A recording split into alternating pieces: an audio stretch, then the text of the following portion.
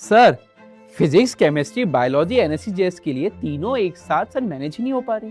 जो ये तीन सब्जेक्ट को मैनेज करना अपने 8th 9th 10th में ही सीख जाएगा। तीनों का इक्वली वेटेज है, तीनों बहुत ही ज्यादा कंसेप्चुअली डेप्थ पूछे जाने वाले हैं, तीनों को मैनेज करना पड़ेगा एक ही दिन में अपार्ट फ्रॉम योर लेक्चर्स। और जिसने ये कर लिया, अगर आप ये पीसीबी या आईक्यूएम के स्टूडेंट्स हो, जैसे ये आपको प्लान दिख रहा होगा, है ना, हर बच्चे की स्ट्रेटेजी और डेली रिचुअल अलग अलग। थोड़ी पड़ी, उसकी वो प्रैक्टिस करी, फिर रिवीजन करा। मैथमेटिक्स का बहुत बड़ा रोल है यहाँ पे आगे, क्योंकि मैथमेटिक्स के बिना प्लेलिस्ट नहीं होगी। तो 11th बैकलॉग डाल के देखो यूट्यूब के ऊपर, मिलियन और मिलियंस में व्यूज दिखेंगे। तो आखिर कैसे करना है, किस तरीके से अप्रोच करना, सो दैट हमें आगे चल के जेईई नीट की प्रिपरेशन के दौरान कोई भी दिक्कत परेशानी नहीं आ रही होगी। आओ समझते हैं।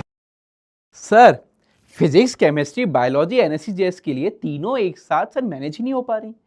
भाई फिजिक्स अच्छा कर लेते हैं, केमिस्ट्री थोड़ा बहुत कर लेते हैं, तो बायो रह जाती है। अब केमिस्ट्री अच्छे से कर ली, बायो को कर लिया अच्छे से, तो यार फिजिक्स नहीं हो पाती। दो तो बड़ी मुश्किल से हो पा रहे हैं, तीन सब्जेक्ट को कैसे करें यार, समझ ही नहीं आ पा रहा। तो मैं पहले ही बता दूं तुम लोगों को, जो ये तीन सब्जेक्ट को मैनेज करना अपने 8th 9th 10th में ही सीख जाएगा, समझना, वो इस एनएससी की दौड़ में बहुत आगे निकल जाएगा। और जब वो 11th में आएगा, मान लो पीसीएम कर रहा है या पीसीबी कर रहा है, पीसीएम भी नो है ना, पीसीएम कर रहा है या पीसीबी कर रहा है, उसे कुछ भी नया नहीं लगेगा। उसे लगेगा हाँ ये तो मैं करते ही आया हूं 8 9 10 क्लास से, ये तो मैं बहुत ही ज्यादा अच्छे तरीके से कर सकता हूं।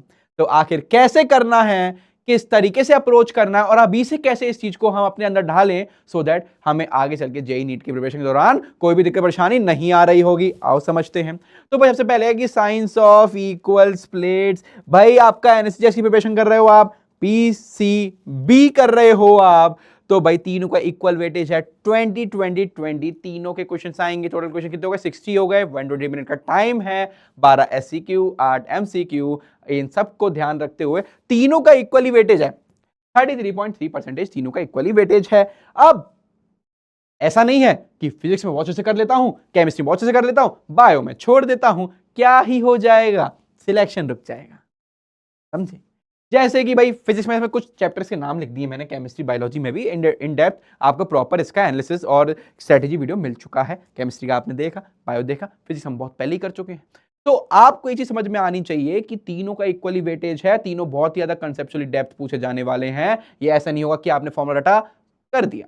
बायोलॉजी आप कितनी रटोगे भाई, समझनी पड़ेगी एट द एंड, उसे रिवाइज करना पड़ेगा। Revision is the key for biology and even for your chemistry वाला पोर्शन, समझे। और फिजिक्स मांगे प्रैक्टिस, क्योंकि फिजिक्स में तो मैथमेटिक्स वाला पोर्शन भी आ रहा है एक तरीके से, है ना, चाहे वो वेक्टर हो, ट्रिग्नोमेट्री हो, कैलकुलस हो, इंटीग्रेशन, आपको डिफरेंशिएशन आ गया, उसमें सारी चीज, एंगल रेडियन वाला सब कुछ पार्ट आपका मैथमेटिक्स तो पहले आना ही है, वो हर जगह इंक्लूड भी होके आएगा। 9th 10th वाला लेवल तो आना नहीं है, तो 11th 12th वाला लेवल है, तो हमें सोचना भी उसी के हिसाब से चीजें पड़ेंगी, करनी पड़ेंगी। समझ पा रहे हो? जैसे कि maths in the chemistry and biology.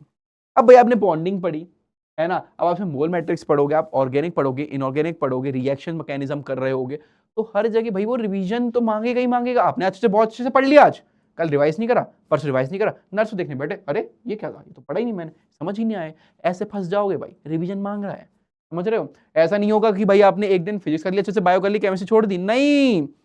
पहली बात, आप 8 9 10th में रहते हुए 11 12 जेईई नीट के लेवल के कुछ चीजें पढ़ रहे हो। दूसरी चीज, आप सोच रहे हो कि एक दो दिन का गैप दे दूंगा तो तीसरे दिन पढ़ूंगा, समझ में आ जाएंगी चीजें, नहीं आ पाएंगी भाई। रिवीजन चाहिए आपको, रिवीजन करना पड़ेगा, काम ही नहीं होगा उसके बिना।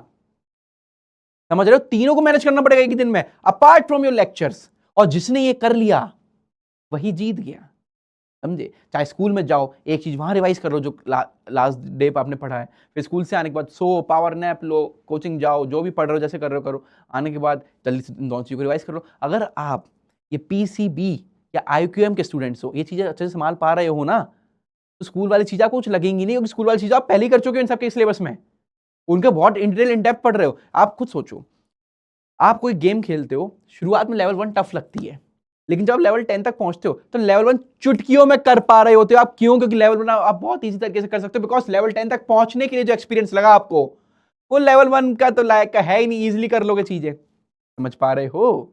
समझ पा रहे हो? तो आप जब इतना in detail in depth JEE NEET का सिलेबस पढ़ लोगे, तो स्कूल वाला 9 10 की चीज को लगेगी नहीं, आप कहोगे एफ इक्वल्स टू एम है, अरे ये तो भाई स्टेशनरी मास के लिए, मास चेंज भी होता है, इन्हें पता ही नहीं होगा जो मेरे साथ में पढ़ रहे हैं।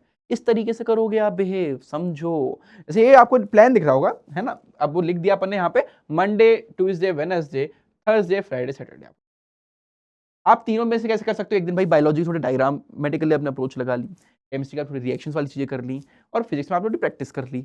अगले दिन आपने फिजिक्स में थोड़ी कम प्रैक्टिस करी बट कॉन्सेप्चुअल रिवाइज कर लिया थोड़ा, बायोलॉजी में थोड़े रटने वाली चीजें रोट लर्निंग जो बोलते हैं उस वाले को देख लिया थोड़ा सा, केमिस्ट्री में रिएक्शन मैकेनिज्म वाले को पार्ट को देख लिया। इस तरीके से आपको ऐसे देखना पड़ेगा, रिविजन करना पड़ेगा। और कब कर पाओगे, जब आप प्रॉपर इन सबके लेक्चर्स देख चुके होगे। रिविजन की चीज बता रहा हूँ आपको, रिविजन अलग से करना पड़ेगा। मान लो आपने 2 घंटे का लेक्चर देखा, रिविजन करने के लिए 1 घंटा आपको लग गया, इसलिए करा, थोड़ा सा सॉल्व करते हुए करा। अगले दिन जब रिवाइज करोगे तो वो आधा घंटा कम लगेगा, और बाद में सेम चीज रिवाइज करोगे 5 मिनट में कर लोगे। तो भाई जो 5 मिनट चीज रिवाइज कर पा रहे होगे, आप कंपाइल्ड अप हो गया होगा सिलेबस आपका, तो रिवीजन जल्दी हो जाएगा आपका। बट कंटेंट भी तो बहुत सारा है, तो उस तरीके से आपको तीनों चीजें एक साथ करनी पड़ेंगी, और एक बार 15 दिन तक कर लो बस।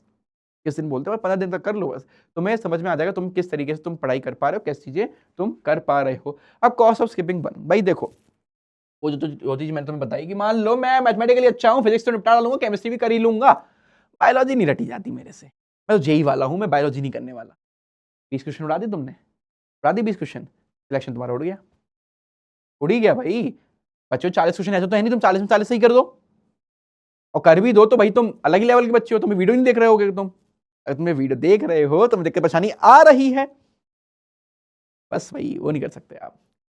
अब आपका 3 स्टेप डेली रिचुअल हो गया भाई, हर बच्चे की स्ट्रेटेजी और डेली रिचुअल अलग अलग, समझे। यहाँ पे भले ही मैंने है ना लगा दिया कि यहाँ पे आप थ्योरी कर लिया आपने अच्छे से, 60 मिनट्स आपने सॉल्विंग प्रैक्टिस सेशन कर लिया, फिर 20 मिनट का आपने डॉक्यूमेंटिंग कर लिया, कैलकुलेशन कर लिया, बेसिकली मिस्टेक्स देख लिया, एनालाइज कर लिया।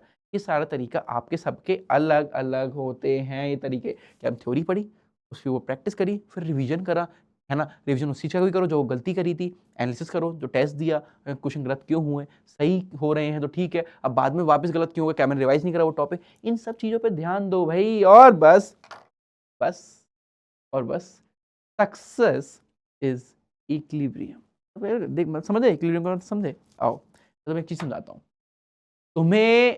फिजिक्स, केमिस्ट्री, बायोलॉजी 3 सब्जेक्ट हैं कहने को, मैथमेटिक्स का बहुत बड़ा रोल है यहाँ पे आगे, क्योंकि मैथमेटिक्स के बिना फिजिक्स नहीं होगी जो हम ओलंपियाड की पढ़ रहे हैं।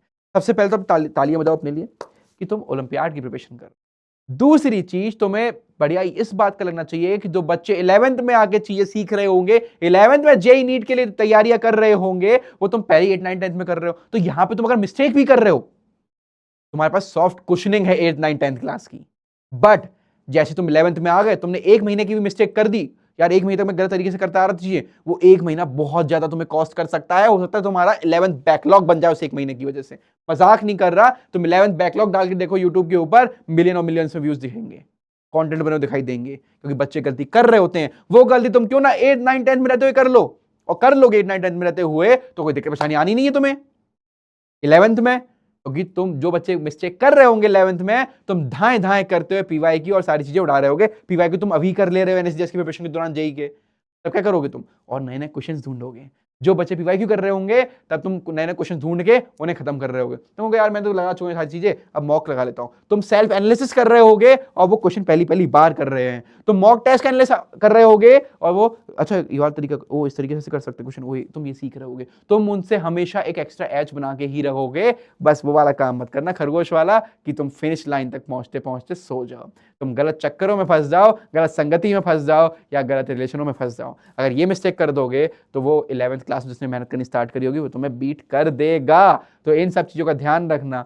समझ में आई? मजे आ रहे हैं इस सीरीज में, है ना। अलग अलग टॉपिक्स पे वो ला रहे हैं जिसपे तुम्हें दुख दर्द पीड़ा होती है जिन टॉपिक्स के ऊपर। तो फिर कैसा रहा सेशन, मजा आया? मिलते हैं ऐसे ही किसी सेशन पे, जो तुम डाउट्स पूछते हो उसके ऊपर एक सेशन बना देंगे, ठीक है। तब तक के लिए bye bye bye bye bye bye.